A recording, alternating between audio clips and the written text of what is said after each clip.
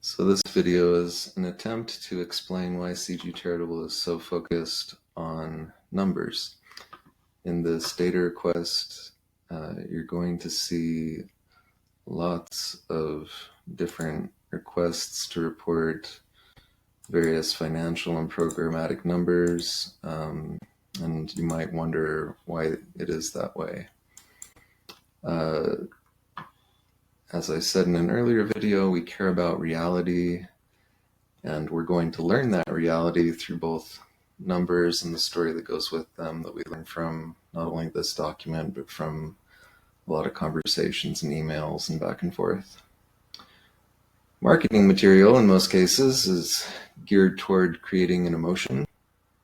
It's often really difficult for us to understand a complex reality based on a brief video or photo or graphic being shown.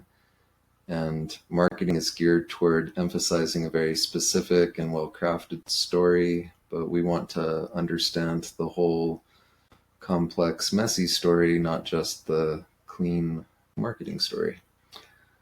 For example, marketing might emphasize a new program that an organization is really excited about, helping secondary students learn entrepreneurship skills.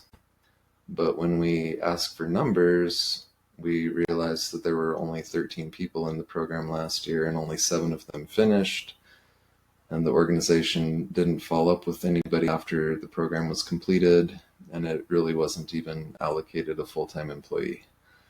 So the program would be very aspirational at best in that situation, and it helps us to understand what's actually going on inside the organization.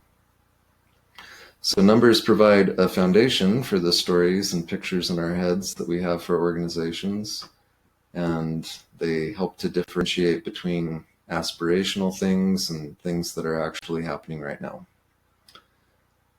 And they might also highlight some things that don't really fit into the preferred marketing story.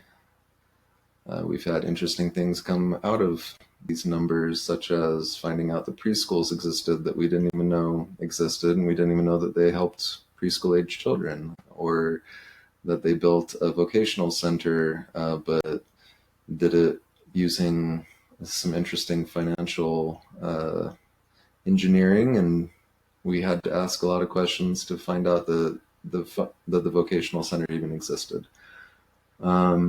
So for this reason, when we ask you to talk about programs, we also ask you to put individual beneficiaries and official financial numbers alongside those programs. And it's kind of like putting a foundation under a house.